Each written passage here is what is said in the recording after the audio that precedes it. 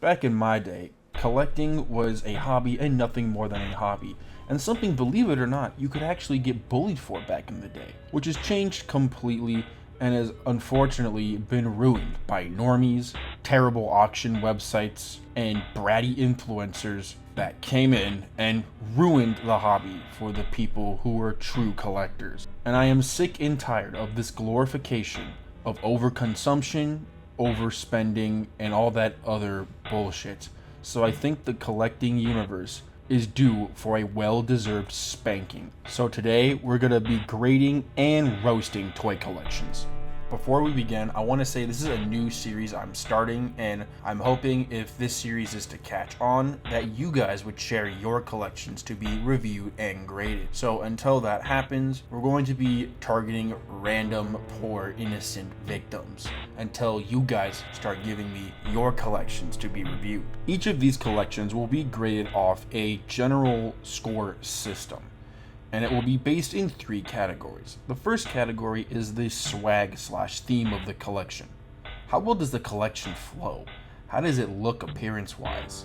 Just because you have a bunch of rare and expensive items doesn't mean your collection has any aura. You can have super low-tier items, but have all the riz in a collection. The next category is cleanliness and organization. How easy is it to maintain the collection? How much trash or fluff is there in the collection that is just over excessive or needed? This is actually different from theme and style, because theme is kind of about the flow and the feeling of the collection, and whereas cleanliness is kind of the more fundamental aspects of like how everything's being taken care of, how easy is it to clean up, kind of stuff like that. And then the final category will be power level, basically ranking the overall items in the collection. How many real significant grails are there in the collection, or is it just a bunch of fake mass-produced scarcity? Once all 3 categories are properly evaluated, the collection will be given a rank and an overall summary of the collection, and if possible, some tips and tricks for these individuals to optimize and improve their collection. And before I continue on, I want to say I'm making this series because 1, I think it's really fun to check out and review other collections, and it also improves my kind of range and atmosphere as a collector and helps me get a better understanding of multiple different genres. Right now we're doing just toys, but I plan to expand that to every type of collection in the future to become as versatile as a collector as possible and understand every collector as I can to improve and optimize every collection I possibly am able to. I think the scene in general is riddled with many problems that get exacerbated by social media and big TV shows like Pawn Stars, which constantly spew out dozens and dozens of misinformation, overglaze items that don't deserve the praise, and a vast variety of problems that not only intimidate new collectors but make it more difficult for people to enjoy altogether, especially when there's misinformation and misleading things being talked about all the time, which lead people to being put in bad financial situations. So education is all the more important. Our first victim is Mr. Robot Toy Collector. He collects vintage and modern toys apparently. We'll see if that's actually true. Let's check out a couple of his videos. Calling all my collectors out there. I want to see your favorite item in your collection, your least favorite item in your collection, the most expensive item in your collection, the least expensive item in your collection, the most common item in your collection, the rarest item in your collection, the best condition item in your collection, the worst condition item in your collection, the first item in your collection, and the newest item in your collection. So right off the bat, bro is showing his rare variant of Dunking Donatello, I believe it's called, which is a fairly uncommon toy, but this is definitely a rare variant of that toy. He also showcases what appears to be a unpainted prototype. Now, I don't know what figure this is a prototype for. Usually with these prototypes for TMNT, they are just unpainted versions of regular figures. So they're not the most interesting, however, they are very rare and typically one of one, maybe one of 3, very limited and a very interesting item to say the least. Show me your toys. Show me your toys right now. I am so tired of us pretending like we are a bunch of adults when in actuality, in this time, we are all remembering our childhood. There are some people. So it's a little hard to see here, but this shows the vast majority of the meat of his collection, which is the TMNT collection. Now, I do like the shelves he uses here to display a lot of his figures. However, toy collecting is definitely a double-edged sword, and you're seeing it right here. While he does have a lot of figures in complete series, at the same time, there's just not a lot of room to display this many figures this well. There's so many versions and variants of Raphael that look the same. Can you tell the difference if you don't have a sharp eagle eye, let alone be a TMNT collector? Also, think about dusting these shelves, how long that's gonna take. All it takes is one small little accessory to disappear, and you will never see it again. This next short definitely shows us a lot more of his collection. Now, I actually had to re-edit a bit of this video because the first TikTok that shows the vast majority of his collection has a very convenient cut in it that goes into his storage unit. So this much messier area is a storage kind of area. So he gets a little bit more of a pass here, but I was definitely fooled thinking it was the other side of his room that he just didn't like to show. What's up, my toy lovers? So I'm having a bit of a sort out. I've got all this space over here. I've just built myself one of these storage shelves. I'm going to stick over there. Got to put it together. It's going to take me a little while. It's really warm in here, and I'll be honest, I don't really want to do it, but it will be cool to have some more space to stick some toys. I'm not sure what's going to go there just yet. Like I say, I'm having a massive sort out at the minute, so hopefully it'll be pretty cool. I'll do a post later, show you what it looks like. So there's a pretty damn good reason why he likes to show the TMNT side of his room a lot and not the other sides of his room, as a lot of it's kind of just a nothing burger of random assortment of figures, and my goodness, we are leaving boxes on the floor. Now, I understand sometimes this is inevitable, especially if you're an eBay reseller. You kind of need to hoard boxes if you're trying to flip stuff, but if you're just a collector and you're leaving boxes around, it's kind of wacko. The only reason you should have them is if you're moving out for some reason. But if you're like most collectors and you're not moving out at the moment, there's no reason to have boxes or this mess. I mean, for fuck's sake, he's blocking some of his figures with random ass boxes. Now, this is an interesting one, and this is Euro Shredder. Euro Shredder is basically a rare toy variant of the original Shredder, and this one's based off the TMNT movie where Shredder turns into Super Shredder. I believe this was like a mail order figure if I'm not mistaken, and there's more than one variant of this character. I believe the Euro one you're seeing here has more brighter purple colors, whereas the other one I believe is like black and gray. I'll try and show it on screen. But an impressive figure to have nonetheless, especially signed, I guess. Not something I'd actually recommend to do on any action figure, as it's not like with photos or albums or anything like that. It's kind of the opposite effect when you mark it, even if a celebrity marks it, believe it or not. Overall, this collection gets a solid A. I think it does a lot of things right, but unfortunately this collection suffers having a lot of what I'd argue excess and trash. Just items that are not really needing to be displayed, or items that could be sold or removed, in my opinion. Just kind of a lot of Rambo mumbo jumbo. And what I'd highly recommend this individual do is liquidate some of the items that are literally stacked on top of each other and, you know, turn them into something like another prototype, or, I don't know, Scratch. What's a TMNT collection without fucking Scratch? I mean, give me a break here. Next, we have Kenny's collection. Now, Kenny collects action figures / TV and movie memorabilia. So, let's take a look. This is way too much. It's not too much. I can stop whenever I want. It's not a problem. Oh boy, I want to say at least he's self-aware, but now I'm really worried.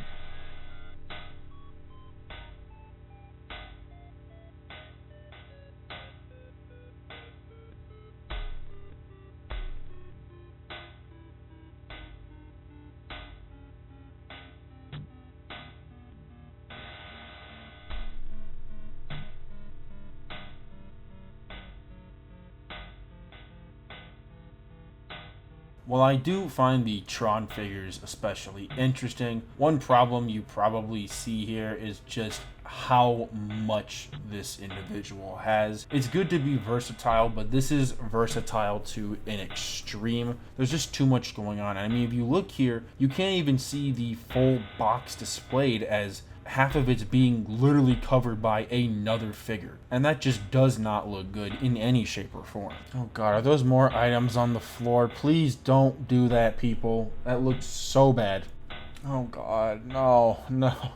Please don't do this, for the love of Lord and mercy, not the Funko Pops. So, in my opinion, Funko Pops are the epitome of collecting. It is the, if someone asks the question, what's the problem with collecting? Just say Funko Pops, and that's all you really need to say. And unfortunately, this picture is a perfect reason why Funko Pops are a problem, and the ongoing issue with overconsumption and mass-produced scarcity in the collecting scene is shit like this. One, this just doesn't look good. I'm sorry. This looks chopped AF. Also, look how they stack on the floor. Why? Why are we putting so many figures on the floor? If you are putting this many figures on the floor, you are hitting hoarder territory. End of story. Do not put things on the goddamn floor, people. Talk about damaging, scraping, or God forbid, the tiniest earthquake knocking all of this down. Oh lordy. Now, there was just way too fucking much stuff in this collection to analyze and nitpick everything. But here are two highlights I did find in terms of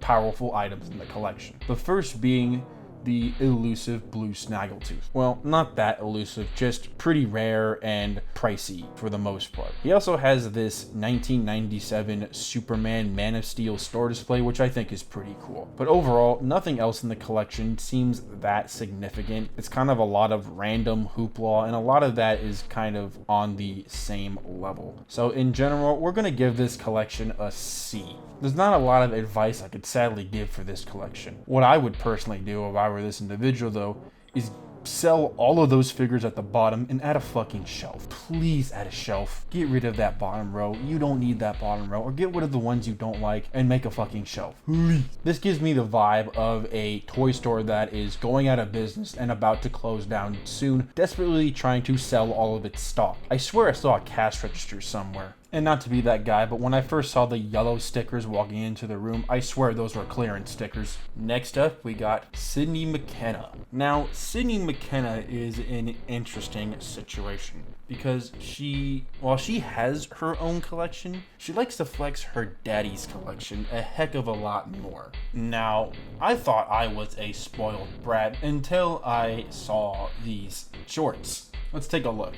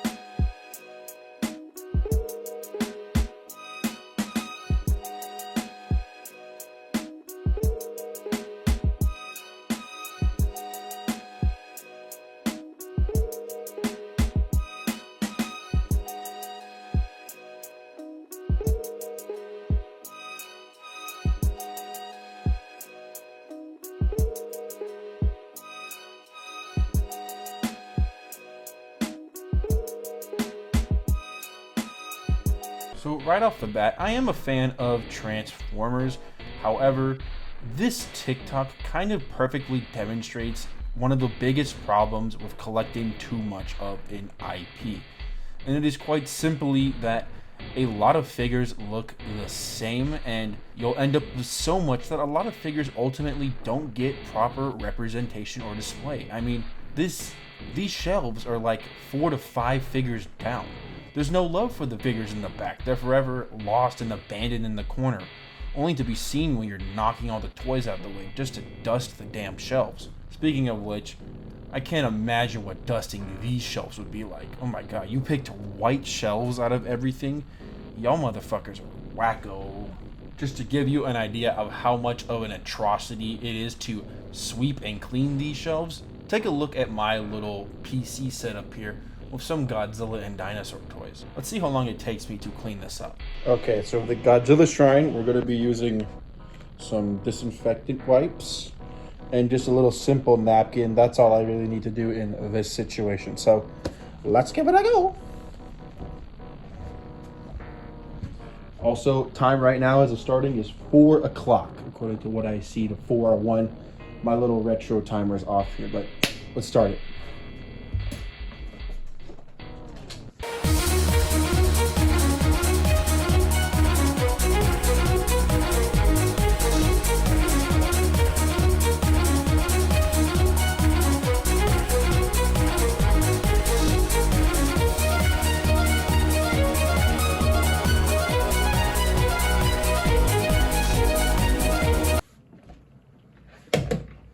Okay, so phase 1 has been complete of the dusting cleaning process.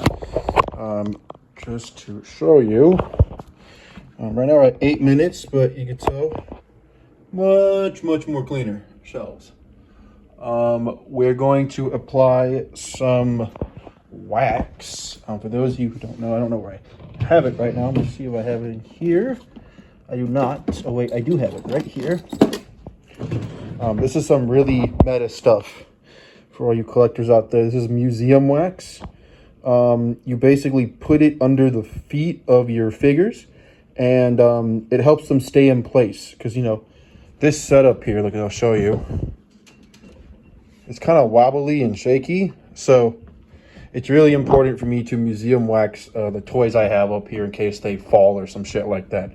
Or if we have an earthquake or something. You have to think about factors than just the figures you own. You have to think about like placement and safety, and you got to think about a lot more than just what you have.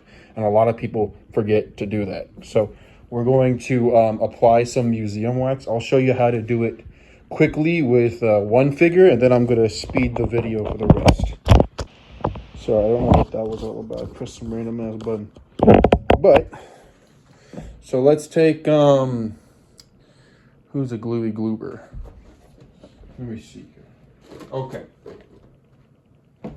Here, for example, is a Bullmark King Ghidorah. This is an OG one from like the 70s.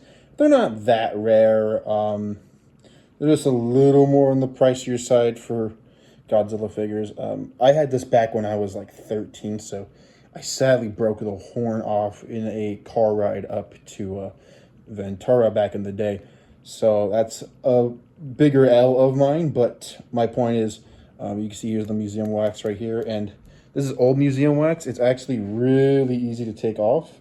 That's the point of it. So if you want to get rid of it, it actually doesn't really damage your figure as much as you think, or not really at all, actually. That's kind of the whole point of it. You can reapply it if you need to. So that's kind of the beauty of museum wax. It is a little slimy, but, you know, other than that, I'd say I definitely recommend it for people who might have to deal with stuff like that.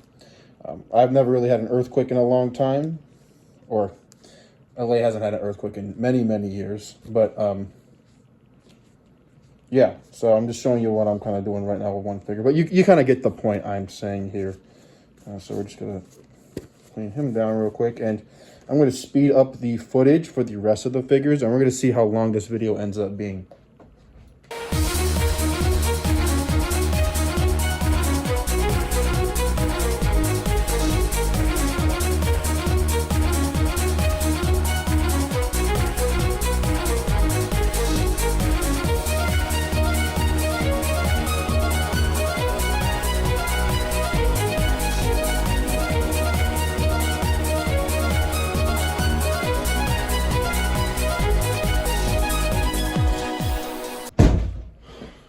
Okay, so after taking everything off, dusting the shelves, wiping them down, throwing my trash away, which, might I add, forgot a little piece here.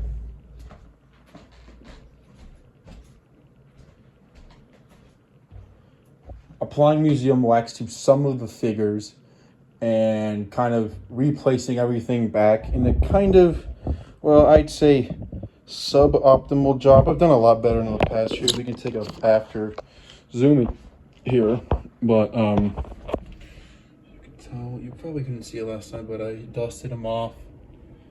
Shelves look a lot clean. I mean, you still see little particles, but you know, well, the resources I have, it's kind of is what it is. If you have better ways to clean up, do let me know. I'm definitely not a professional at cleaning my shelves, but yeah, I've done a better job before, but I'd say it's not a bad job, to say the least. And yeah, that took me about, sorry, I just hit my camera. That took me about 20 minutes for this little spot here.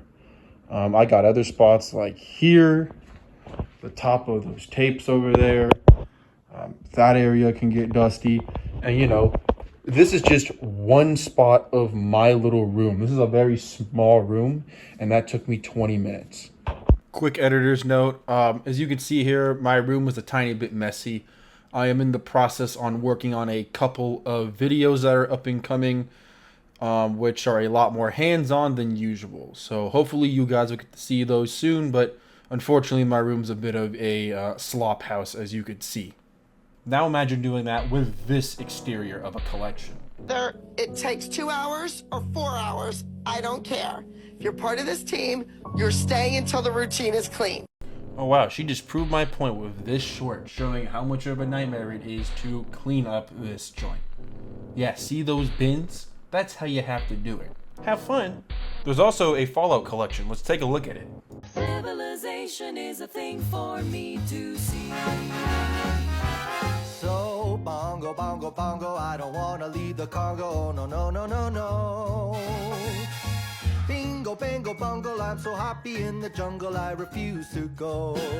Don't want no bright lights, false teeth, doorbells. So this Fallout collection is what I want to demonstrate, and something I will not be able to stress enough for this series, which is quantity does not always equal better. And the Fallout collection actually perfectly shows that. This collection only has 6 items, but they're well displayed, they're cool because they're able to stand out, and the items themselves are overall interesting. This part of the collection I honestly think is better than the entire Transformers collection, just because of how simple, cool, and uniquely displayed it is. You don't need a bunch of hoopla to be considered a collector. A small little section is more than enough to be interesting for someone. Oh look, apparently her sister has a collection. Let's check that out real quick. In my world, everyone's a pony, and they all eat rainbows and poop butterflies. That's beautiful, Katie. Now, while her sister is getting a little bit roasted in this short, I actually do like this little collection. It doesn't have anything crazy or super significant, but it doesn't need to. It's just a nice, short, and simple little shelf collection. It's versatile with books, games, and I think DVDs, on top of her little, I think those are Barbie doll figures, but don't quote me on it. I think that's Twilight, but really, again, don't quote me on it. Nothing too crazy, but it's also not trying to be anything too crazy. And I actually don't have much of a problem with this mini collection at all, except for the Funko Pops, but you only have like 3 that you probably got for Christmas, so I'm gonna give you the benefit of the doubt. Just don't tell me that you bought them. When it comes to pinning down a holy grail in this collection, honestly, I was not able to pinpoint one down. There is way too much stuff here, and to mark it to one significant item is extremely difficult, if not almost impossible. What I will say, or if I had to guess, it's this funny little robot they have, which is surprisingly more interesting than the entire collection altogether. Overall, I'm giving this collection a B.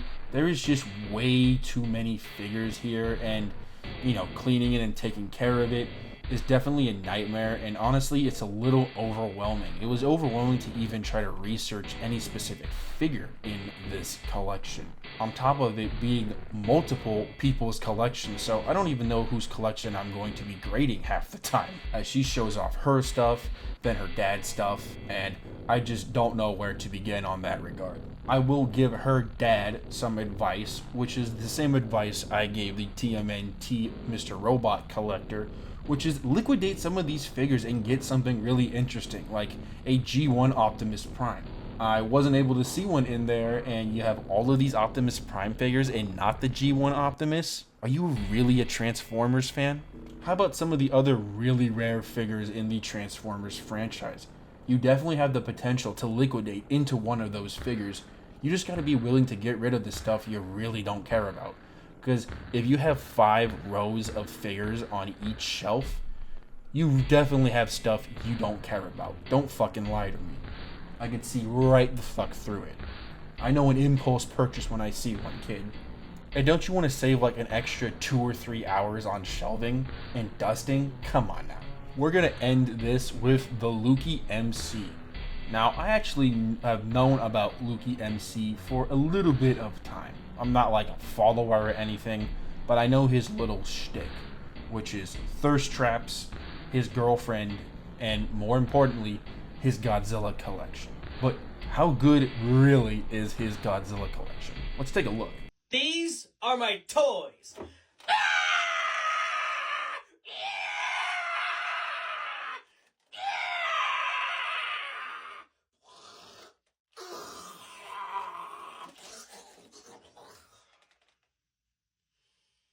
Now, one nice thing about this collection right off the bat is that you can actually see almost everything in one area. This is the Godzilla area. Now, I wouldn't say there's many items in here that are that significant, to be honest. You have some SH Monster Art figures, and SH Monster Art are these really nice high quality figures.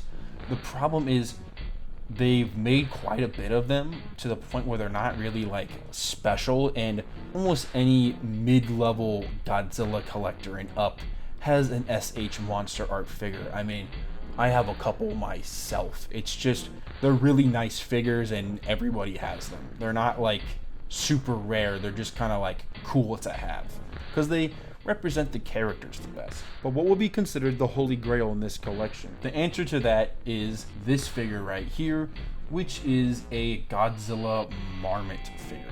Now, for those of you who don't know, Marmot figures are these kind of limited edition, so yes, mass-produced scarcity, but very limited edition figures that usually depict Godzilla in a custom paint format. And a lot of these figures have really interesting and sometimes unique one-of-one designs to them. Typically, you're either forking out a bunch of cash at a convention, like bro here, or you're winning like a competition in Japan. I really don't know. There's not a lot of information on these Marmot figures, besides them being very expensive and kind of like the limited edition version, the bougie world, if you could say, of the Godzilla world. But it's not the rarest and not even the most expensive. Not even close. Typically that stuff is reserved for very specific items, which I don't want to talk about too much now. That will be for another video. But one example would be the Cyber Godzilla prototype, which was a figure that never released, shot some rockets, and is some pretty big dick energy that only a handful of lucky people can ever be able to own. Overall, I'm going to give this collection a solid A. There's not a lot of crazy or significant items in this collection, but it displays itself fairly well for a toy collection, which is actually quite difficult considering how easy and clustered everything can get. But it also just is got a nice theme to it. It's the Godzilla collection. It is purely Godzilla. There is nothing else but Godzilla in the collection. It is not like Godzilla and the one random X-Men figure. That is surprisingly more difficult than you think to do, as a lot of people have more than one interest when it comes to toy collecting, and that often leads to situations where you just kind of have like random figures here or there you don't give a fuck about. But like are desperately trying to show you have more than one hobby. Bro here is 100% committed to the Godzilla shtick and isn't afraid to show it. And there is some massive respect for that. In my opinion, there's not much advice I can give to this collection. Just keep it nice and compact like you're doing right now. Maybe in the future, if you can get a little more bread to upgrade the shells, maybe get some glass on there, negate the issue of dusting altogether. If you wanted to upgrade your figures, you could probably get rid of quite a few and turn it into a OG figure, like one of those Showa Bullmark figures. Like an OG 1966 Godzilla. Ooh, sexy, right? Don't you want one of those? Come on, bro. I know you want one of those. I want one of those. I don't have it. Or get yourself, a Shogun Warrior, like this motherfucker right here. I think he should sacrifice some new school and go a little vintage old school. He has the potential to do it, and he wouldn't have to expand or sacrifice room that he hasn't been using yet. That is going to be a wrap for the very first grade/roasting collectibles series. Not sure how many of these I'm going to make. We'll see where it goes, but I actually had a lot of fun making this series.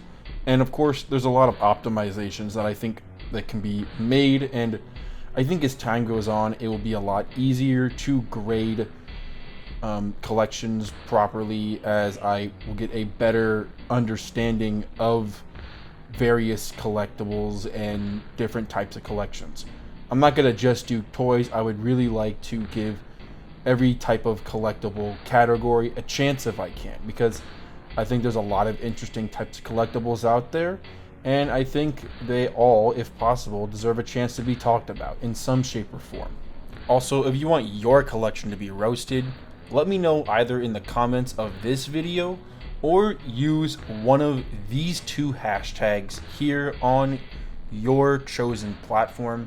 I'll probably be looking at TikTok, YouTube Shorts, and maybe things like Twitter or Reddit, but for now, maybe just keep it for TikTok, Reddit, and YouTube Shorts, just so it's easier for me to find stuff.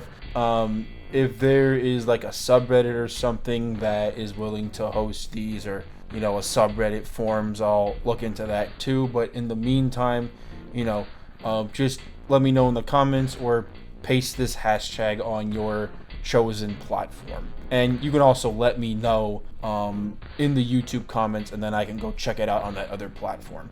I'm kind of free range with how we're going to do it right now, if anyone's interested. That's about it. Take care, and I'll see you soon.